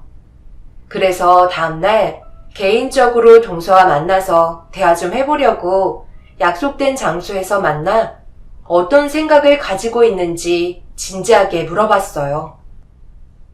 형님은 무슨 큰일만 있으면 항상 하시는 얘기가 조심해서 나쁠 것 없다고 하시는데 그렇다고 저희가 지금까지 문제가 있었나요? 전부 다 신중하게 생각하고 사건 사고 없이 잘 지내고 있었는데 제가 땅 부자가 됐다고 하니 더 예민하게 구시네요. 동서, 무슨 말을 그렇게 해? 내가 하는 얘기는 걱정돼서 그러는 거잖아. 솔직하게 부동산에서 하는 말만 믿고 움직이는데 누가 봐도 순서가 잘못됐다고 생각되지 않아? 동서가 가지고 있는 땅이 처분이 되고 그리고 돈이 들어온 이후에 다음 계획을 갖는 게 누가 봐도 당연한 건데 동서는 땅도 아직 처분되지 않은 상태에서 시부모님이 살고 있는 집이랑 동선의 집을 처분한 다음 대출까지 받아서 저택을 지으려 하는 거잖아. 뭐하러 그런 미련한 행동을 하냐는 거야. 그게 왜 미련하다는 거예요? 어차피 부동산에서도 팔린다고 확실하게 얘기했었고 그렇게 되면 100억이 들어오는데 순서가 뭐가 중요해요? 형님, 우리 둘이 좀 솔직해지자고요. 내가 갑자기 엄청난 부자가 되니까 그게 배 아프신 거죠? 동서는 제 말을 아예 들으려 하지도 않았어요. 그날 처음으로 느끼게 된 건 더 이상 예전의 동서가 아니라는 거였고 아무리 설득을 해봤자 저만 더 나쁜 여자가 되어가고 있었어요. 결국 대화를 하다가 서로 언성이 높아지면서 동서와의 사이도 점점 더 멀어지게 되었고 먼저 자리에서 일어나던 동서는 2번 다시 연락하고 싶지 않다며 밖으로 나갔습니다. 그런 동서의 모습을 지켜보고 있는데 많이 당황스러웠어요. 저는 혹시 모를 일을 대비해 도움을 주려 했던 것뿐인데 동서는 그런 저에게 더 안 좋게 반응을 하고 있었죠. 그리고 그날 이후 저희 가족에게 보라는 듯이 돈을 흥청망청 쓰기 시작했고 그런 생각 없는 행동을 지켜만 볼 수밖에 없었어요. 어차피 조심스럽게 얘기한다 해도 듣지 않으려 한다는 걸 알기 때문에 아무것도 하지 않고 있었습니다. 남편도 걱정돼서 얘기해줘봤자 상처로 돌아올 뿐이라면서 아예 관심을 끊게 되었죠. 그런데 여기에서 제일 큰 문제는 시모였어요. 계속 동서를 부추겨서 돈을 쓰게 만들었고 그걸 지켜보던 남편은 시댁에 찾아가 시모에게 큰소리치면서 이러다 집안 망하게 생겼다고 화를 내기 시작했어요. 이러다 정말 큰 문제라도 생기면 그때는 어쩌려고 그래요? 제발 정신 좀 차리세요. 아직 해결된 거 하나도 없는데 돈을 그렇게 흥청망청 쓰시면 나중에 뒷감당 어떻게 하시려고 이런 생각 없는 행동들을 계속해서 하시는 거예요? 도대체 뭐가 문제라는 거야? 너는 뭘 좀 알아보고 우리한테 그런 식으로 얘기하는 거야? 벌써 신도시 개발된다고 확정되었는데 뭐가 두려워서 서로 얼굴을 붉혀야 하냔 말이다. 너희 아빠가 지금까지 허튼데 돈 쓴 적 있었어? 지금까지 정말 열심히 살아왔었고 아껴서 모은 돈으로 너 결혼하는데 도움까지 줬었잖아. 그리고 모든 걸 확실하게 하기 위해서 작은 애랑 부동산까지 같이 다녀왔는데 도대체 뭐가 문제인지 나는 잘 모르겠다. 어제도 벌써 몇 명이나 땅을 보러 왔었단다. 그리고 매입하고 싶다던 사람이 나와서 하루 종일 상담해주고 조만간 결정되면 연락 주겠다는 소식까지 받았는데 이래도 우리가 잘못된 길을 가고 있다는 거야? 너희들이나 정신 좀 차려라. 작은 애 비위 맞히는 게 그렇게 어렵니? 조만간 걔한테 100억이 떨어지는데 나중에 돼서 땅을 치고 후회할 일이 있어? 왜 하나만 알고 둘은 모르는 거야? 그래, 이건 너희 엄마 말이 맞는 것 같다. 지금 너희들이 잘못 판단하고 있는 거야. 벌써 이 문제로 서로가 금이 가기 시작하면 앞으로 더 안 좋아질 텐데 그 모습을 우리가 계속 보고 있는 것도 쉽지 않다. 그러니까 작은 애가 하자는 대로 따라주는 게 모두를 위한 길이야. 아빠가 이렇게까지 얘기하는 거는 그만큼 확신이 있어서 그런 거니 우리를 믿고 따라오도록 해라. 지금도 늦지 않았어. 서로 안 좋은 감정 풀고 지금 살고 있는 집 처분해서 괜찮은 지역에 모두가 함께 살 수 있는 집을 짓도록 하자. 인생을 살면서 기회는 많이 찾아오지 않아.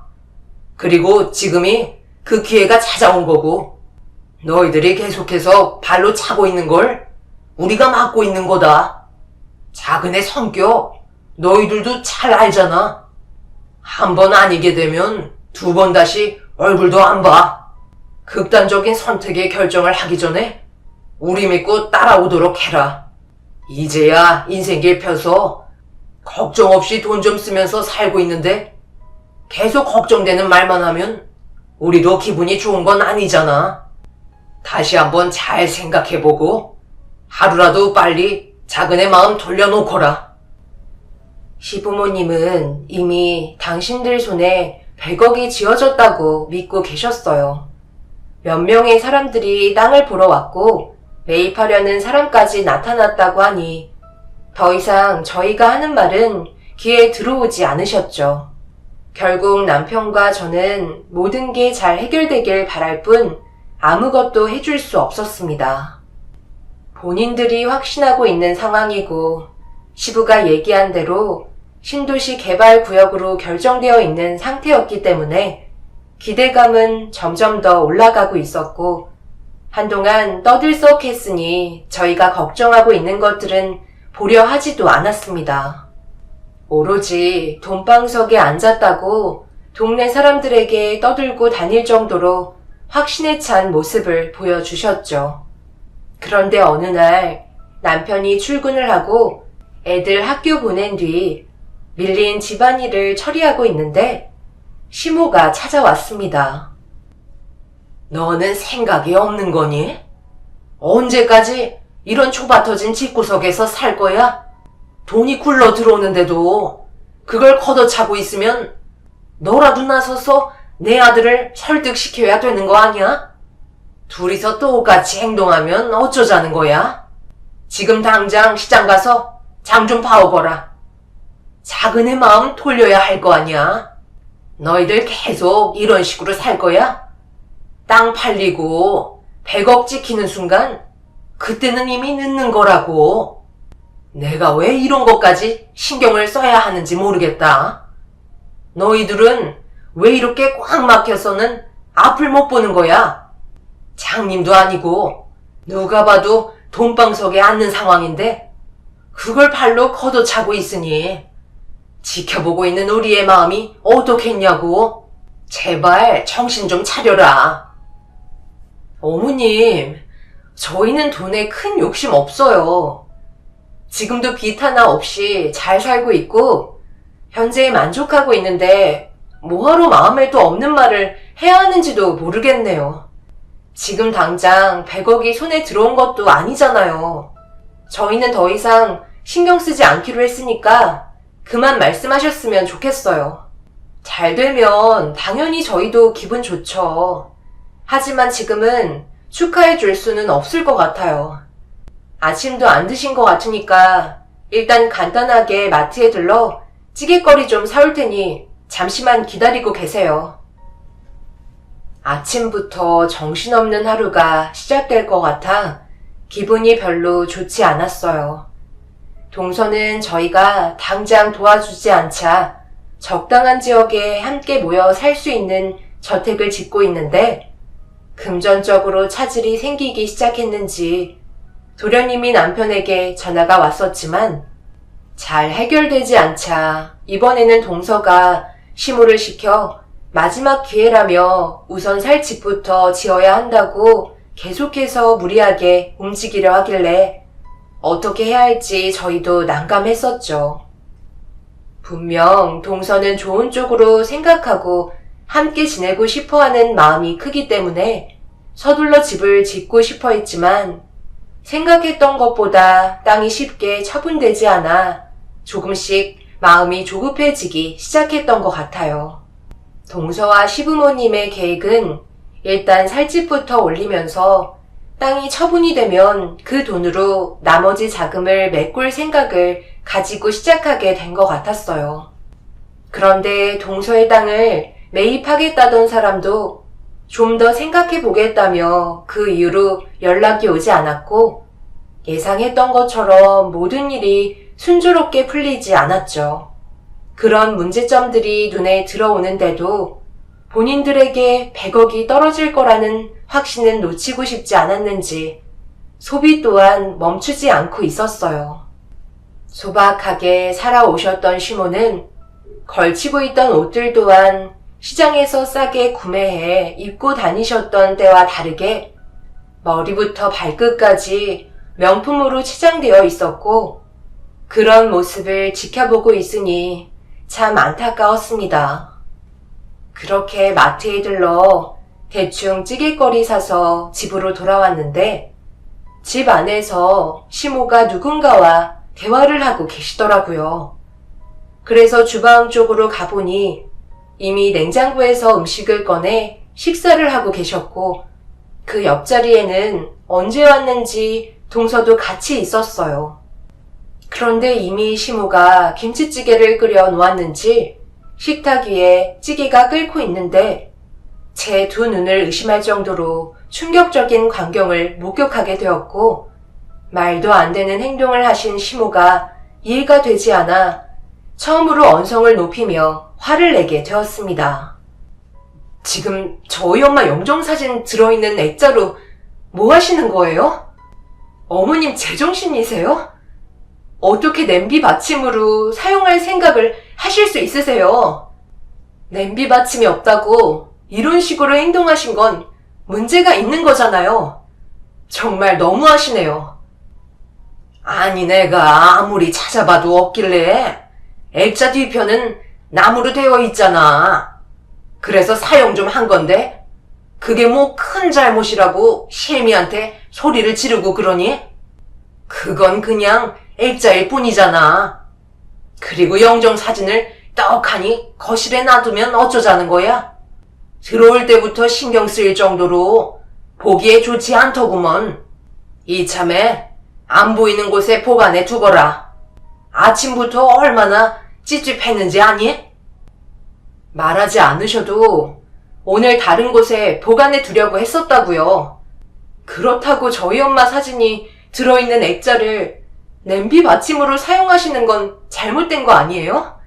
당장 사과하세요. 어쩌다 이렇게까지 변하신 거예요? 어쩔 수 없는 상황이었으니까 사용했던 거죠. 그거 가지고 아침부터 너무 화내시는 거 아니에요? 크게 문제가 생기지도 않았잖아요. 동서, 말이 좀 심하다고 생각되지 않아? 어쩔 수 없는 상황이니까 영정 사진을 냄비 받침으로 사용해도 된다는 거야? 어디서 지금 말장난 하려 들어? 볼 때마다 좋게 좋게 말해주니까 내가 우스워? 꼴 보기 싫으니까 당장 나가. 갑작스럽게 분노가 치밀어 오른 상태라 시모와 동서에게 당장 나가시라고 소리를 지르면서 몸싸움이 벌어졌는데 들고 있던 액자에서 쪽지 같은 게 하나가 시모 앞으로 떨어졌고 뭔지 확인하려고 주워서 펼치는 순간 갑자기 시모가 동서의 머리채를 잡아 패대기를 치더니 오열을 하기 시작하셨어요. 저도 그게 뭔지 알지 못해 시모가 쥐고 있던 쪽지를 펼쳐보는 순간 경악을 하고 말았습니다. 메모 안에는 남편이 적어놓은 글씨였는데 주방 식탁에 올려놨다가 액자를 냄비 받침으로 사용하게 되면서 뜨거운 습기로 인해 종이가 액자에 달라붙은 것 같았어요. 남편이 적어둔 메모의 내용은 신도시 구역 재조정이었고 그 구역 안에 동서의 땅은 포함되어 있지 않다는 문구였어요. 남편이 최근 들어 신도시 개발 문제로 알아보다가 알게 된 내용 같았습니다. 그래서 땅을 보려고 왔던 사람들이 이 사실을 알게 되면서 매입하겠다는 사람들이 나타나지 않게 되었던 거죠. 그걸 남편은 알게 됐지만 이미 두 귀를 닫고 들으려 하지도 않았던 시부모님과 동서에게 말을 해주지 않았어요. 제가 봤을 때 어차피 믿지 않을 게 뻔했기 때문에 알게 된 내용을 적어두기만 했던 거였죠. 그런데 더 큰 충격은 이미 동서도 이 사실을 알고 있었다고 하네요. 뭐라고? 이 사실을 언제부터 알고 있었는데, 그럼 진작에 말을 하지 왜 여태껏 지켜보고만 있었던 거야? 어머님께서 그동안 사용하셨던 돈이 얼마인지 알기나 해? 왜 이 지경이 될 때까지 모른 척하고 있었냐고. 빨리 대답 안 해? 이제 와서 말하면 뭐해요. 어차피 엎질러진 물이고 벌써 판은 벌어졌는데 저희도 피해가 상당하다고요. 그러니까 형님이 좀 도와주세요. 제가 이렇게 빌 테니까 지금 건물 짓고 있는 거 마무리라도 될 수 있게 형님이 도와주셔야 돼요. 말 나온 김에 지금 살고 계신 집 처분하고 대출 받아서 건물 완공해서 모두가 함께 살면 되잖아요. 너는 왜 이 사실을 알면서도 모른 척 한 거야? 내가 그동안 돈을 얼마나 많이 쓴 줄 알아? 이제 돈도 거의 바닥났다고. 어쩐지 초반에는 땅 보러 오겠다던 사람들이 많았는데 연락 한 통도 없더구먼. 전부 다 그런 거였어. 그런데도 내 앞에서 있는 척 했던 거야? 제대로 알아보지도 않았으면서 상황을 이런 식으로 만들어? 당장 내 돈 돌려내. 죄송해요. 그런데 저도 어쩔 수 없었다고요. 어머님께서 동네 분들께 자랑하고 다니시면서 기분 좋아하시는데 전부 물거품 되었다는 말을 어떻게 입 밖으로 꺼내겠어요. 그래서 어쩔 수 없이 모른 척하고 지내고 있었던 거예요. 이 사실은 저 말고 아무도 모르는 줄 알았는데 아주버님도 알고 계셨던 거네요. 형님, 저희 이제 어떻게 하면 좋죠? 그걸 왜 나한테 물어보는 건데? 그동안 나한테 뭐라고 그랬어? 방금 전까지 나를 막대해놓고 이제 와서 무릎 꿇고 도와달라고 하면 내가 그걸 받아줘야 하는 건 아니잖아? 그래서 처음부터 모든 걸 확실하게 한 다음에 움직이라고 했잖아. 나는 절대로 도와줄 생각 없으니까 그런 줄 알아. 어머님도 더 이상 찾아오지 마세요. 방금 하신 행동은 절대 용서할 수 없겠어요. 그 순간 시모가 모든 걸 동서의 탓으로 돌리면서 머리채를 잡아 흔들었고 동서도 본인은 최선을 다했다며 그만하시라고 소리를 지르다가 감정이 상했는지 둘 다 한 대 엉켜 난투극이 벌어지면서 그걸 멍하니 바라보고 있던 저는 엄청난 정신적인 충격이 한꺼번에 몰려와 그 자리에서 주저앉고 말았어요. 그리고 떨리는 손으로 남편에게 전화를 하니 본인도 전날에 알게 됐었다며 저에게 설명하려고 메모해 두었던 거라고 설명을 해주면서 동서가 도와달라고 얘기해도 절대 받아주지 말라고 얘기한 뒤 전화를 끊었습니다. 남편은 동서와 시부모에게 많은 실망을 한 것 같았어요. 허황된 꿈만 쫓아가다가 결국 길거리에 나앉게 되어버릴 정도로 상황이 심각했었죠. 그리고 그날 이후 매일같이 찾아와선 짓고 있던 건물을 마저 마무리할 수 있게 저희가 나머지 자금을 충당해 주길 원하고 있는 상태입니다. 너무 어이가 없었죠. 그동안 저희 말은 귀담아 듣지도 않은 상태에서 시부모님과 동서는 흥청망청 돈을 쓰다가 뒤늦게 알게 된 사실로 땅을 치며 후회를 하게 되었고 결국 저희에게 아쉬운 소리를 해야 하면서 자존심까지 버려야 하는 그런 모습이 너무 한심했어요. 남편은 정신 차리려면 아직도 멀었다면서 절대로 받아주지 않고 있습니다. 저희가 가지고 있는 자금으로 도와준다면 어느 정도 숨은 쉴 수 있긴 하겠지만 그렇다고 모든 게 해결되는 건 아니었어요. 워낙 대출을 많이 받아서 빚을 갚는 것도 문제였으니까요. 사람은 주어진 환경에 맞게 살아야 한다고 생각해요. 확실하지도 않는데 지금 당장 이루어진 것처럼 허황된 꿈으로 가득 차선 생기지도 않을 돈을 바라보면서 사치를 부렸던 시부모와 동서네가 참 미련스럽습니다. 이제 앞으로가 문제네요. 여러분들께선 어떤 식으로 처리하는 게 가장 현명한 방법이라고 생각하시나요? 동서가 가지고 있던 땅은 신도시 개발과 상관없는 곳으로 분류가 되었기 때문에 지금 현재 팔리지도 않는 애물단지가 되어버렸네요. 그러니 오로지 노동으로 본인들의 빚을 갚아야 하는 상황에 놓였고 함께 모여 살겠다던 계획으로 짓고 있던 건물은 자금이 없어서 멈춰 있는 상태입니다. 남편은 절대로 도와줄 수 없다며 저희 가족에게까지 위기가 올까봐 걱정하고 있습니다. 앞으로 어떻게 하면 좋을까요?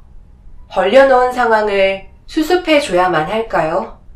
아니면 모른 척하고 남남처럼 지내는 게 맞는 걸까요?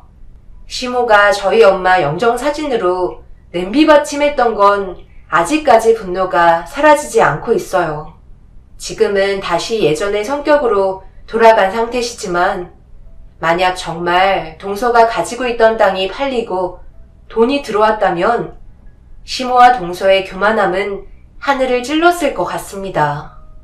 그런 걸 생각하니 저 또한 용서하기가 어려운 상황이긴 합니다. 여러분들께서 저희 가족이 앞으로 어떤 식으로 해결하면 좋을지 많은 의견을 주셨으면 좋겠어요. 제 사연을 들어주셔서 정말 감사드리고요. 오늘 하루도 행복하시길 바랍니다. 감사합니다.